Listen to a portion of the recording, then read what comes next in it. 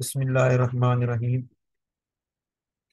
बेटा नेक्स्ट हमारा टॉपिक था लिक्विड्स में रिफ्रैक्टिव इंडेक्स। उसमें फर्स्ट तो हम डेफिनेशन करते हैं कि रिफ्रैक्टिव इंडेक्स का प्रोसेस, जो रिफ्रैक्टिव इंडेक्स जो हम डेफिनेशन लेते हैं तो किस प्रोसेस से रिलेटेड। तो उसमें हमारे पास है रिफ्रैक्शन का प्रोसेस। रिफ्रैक्शन क्या होता है कि जब ये पिक्चर आपको नजर आ रही है कि लाइट एक मीडियम से जब दूसरे मीडियम में एंटर होती है तो उसका जो रास्ता है, पाथ वे है, वो चेंज हो जाता है। उसमें हम कहते हैं कि दोनों मीडियम में डेंसिटी का डिफरेंस होना जरूरी है। अगर डिफरेंस डेंसिटी में नहीं है तो फिर लाइट का रास्ता चेंज नहीं होगा।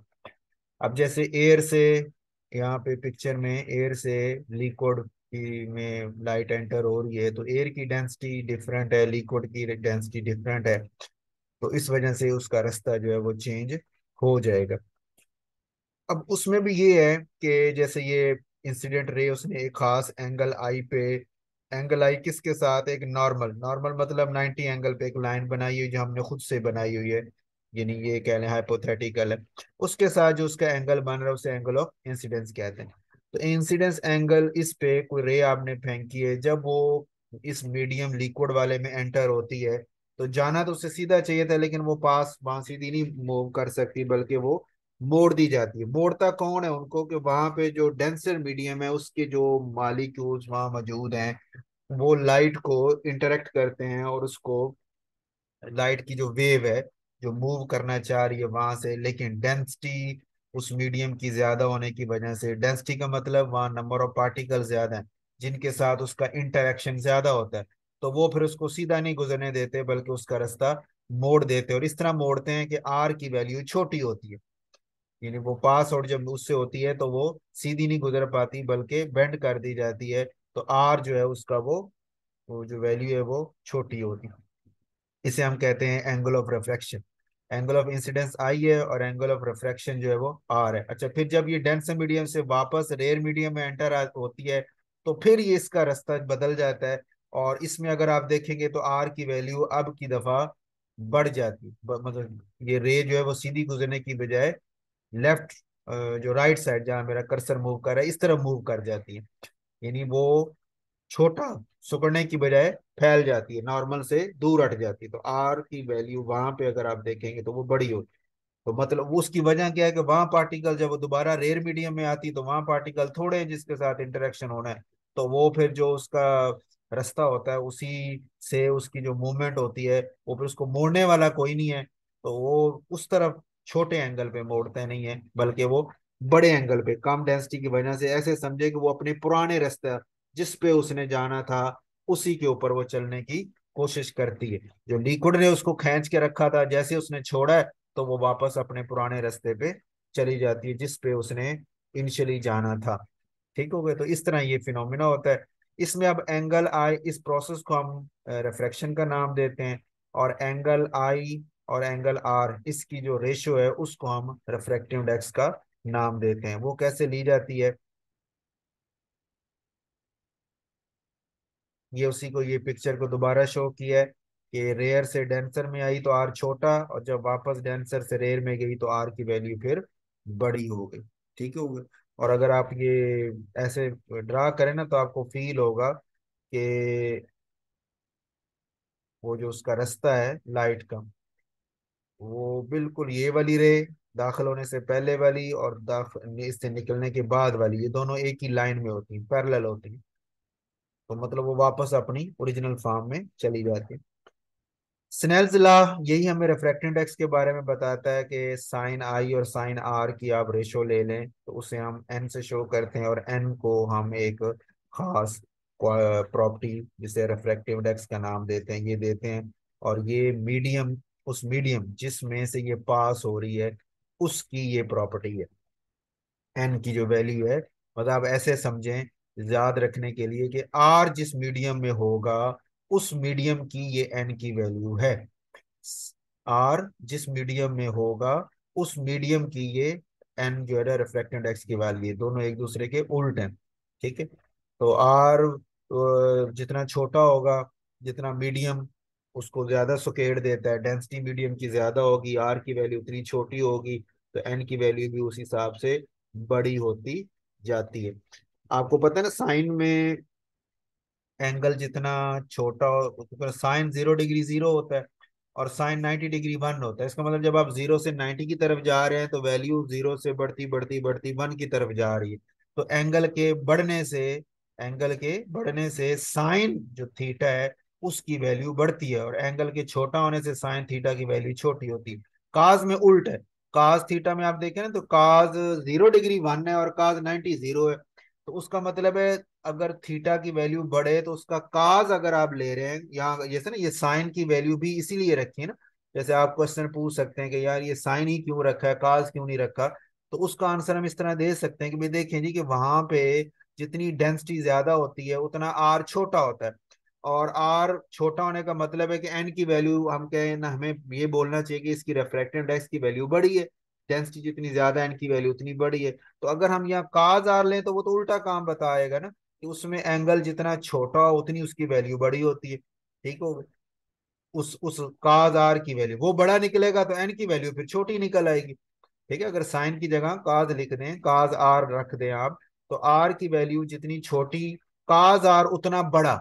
ये बड़ा होने का मतलब एन की वैल्यू फिर छोटी होनी चाहिए, और हम ये कह रहे हैं कि नहीं भाई, आर जितना छोटा होगा एन उतना बड़ा होना चाहिए। तो इसलिए फिर साइन आर रखेंगे तो उस साइन के हिसाब से हमारी बात ये ठीक हो जाएगी। इसलिए साइन की ही रेशियो ली हुई है, sine I over sine R करके, तो एन हमारे पास उसकी रेशियो को रिफ्लेक्टेड इंडेक्स का नाम दिया जाता है। ठीक हो गई। अच्छा, उसके बाद हमारे पास आ गया साइन आई और साइन आर में n2/n1, दो उसने इस तरह रखे हैं। जैसे अभी मैंने बात की कि आर जिस मीडियम में होगा, ये जो n है उसी का है, तो n2 जो है आपके डेंसर मीडियम का होगा जिसमें आर है, और n1 आपका रेयर मीडियम होगा जिसमें आई है, यानी उस आई के उल्ट है।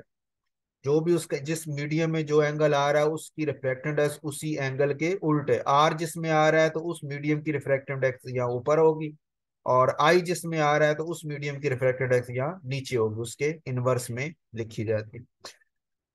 उसके बाद है जी क्रिटिकल एंगल ऑफ रिफ्रैक्शन। इसकी भी हम, हमारा चूंकि आप ए रिफ्रैक्टोमीटर आपको याद होगा, तो प्रैक्टिकल में भी आपने परफॉर्म किया था, तो उसमें क्रिटिकल एंगल ऑफ रिफ्रैक्शन जो है ना वो यूज करता है वो इंस्ट्रूमेंट ना, तो इसलिए उसकी डेफिनेशन भी होना जरूरी है कि ये इससे क्या मुराद है। तो इसमें हम कहते हैं कि आई की वैल्यू जैसे जैसे आप बढ़ाते जाते हैं, इस नॉर्मल से दूर हटाते जाएं, इधर से आर की वैल्यू भी बढ़ती जाती है।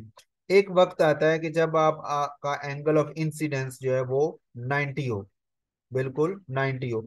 उस वक्त जो आर एंगल ऑफ रिफ्रैक्शन की वैल्यू होगी उसे हम क्रिटिकल एंगल का नाम देते हैं। जैसे यहाँ आर सी उसने लिखा हुआ है, उसको आर सी से शो करते हैं। ये देखे ना, 1 था, फिर 2, फिर 3। ठीक है जी, बढ़ाते जा रहे हैं उस हिसाब से वो भी उधर बढ़ते जा रहे हैं, और वैल्यूज भी उस हिसाब से उसने एंगल ऑफ रिफ्रैक्शन भी शो किए हुए हैं। तो वो एंगल क्रिटिकल एंगल क्या है, वो angle of incidence. Critical angle वो एंगल ऑफ इंसिडेंस, ठीक है, जिसके हिसाब से एंगल ऑफ रिफ्रैक्शन जो बनेगा, ठीक है, उसको हम क्रिटिकल एंगल कहते हैं। जैसे ये, बल्कि इसे ऐसे पढ़ना चाहिए कि जब आपका एंगल ऑफ इंसिडेंस 90 डिग्री हो, एंगल ऑफ इंसिडेंस 90 डिग्री हो, उस वक्त जो एंगल ऑफ रिफ्रैक्शन बनेगा उसे हम क्रिटिकल एंगल का वो नाम देते हैं। जैसे कि साइन आई, आपका आई 90 होगा तो sine 90 degree is equal to 1 हो जाएगा।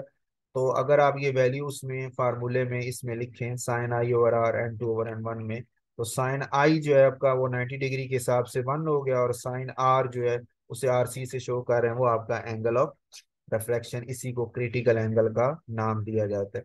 तो n2/n1 इसी तरह आ गया, या रीअरेंज करेंगे तो n1/n2 = sin RC। अब आर और उसी मीडियम का रिफ्रैक्टिव इंडेक्स एक दूसरे के इनवर्स ही होते हैं, तो जैसे n2 निकालना है तो वो 1/RC हो जाएगा, क्योंकि n1 की वैल्यू आपको पता है, एयर अगर नॉर्मल आपका एयर एयर मीडियम हो, एयर या वैक्यूम, तो उसके लिए n1 रखा जाता है।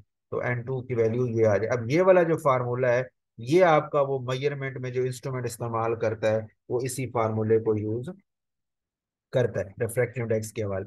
अच्छा, अब एक पॉइंट यहाँ सवाल बनता है कि इसको टिपिकली इस एंगल को बताने का फायदा या इसकी क्या खासियत है, तो उसमें हम एक पॉइंट कहते हैं कि भाई एंगल ऑफ इंसिडेंस जब 90 होता है उस वक्त जो एंगल ऑफ रिफ्रैक्शन है वो आपका क्रिटिकल एंगल है।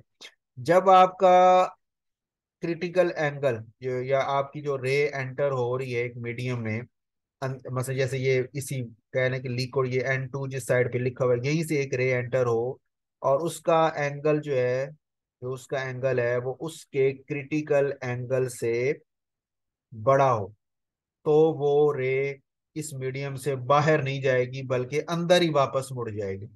यानी इस क्रिटिकल एंगल की क्या फिजिकल सिग्निफिकेंस है कि अगर एक रे एक मीडियम में, जैसे ये मेरा कर्सर आपको नजर आ रहा होगा कि ये मूव करता हुआ जब यहाँ आता है, तो अगर इसने एंगल इस नॉर्मल के साथ अपने क्रिटिकल एंगल से छोटा बनाया हुआ है तो ये इस मीडियम से बाहर निकल जाएगी, डेंसर से रेयर मीडियम में चली जाएगी।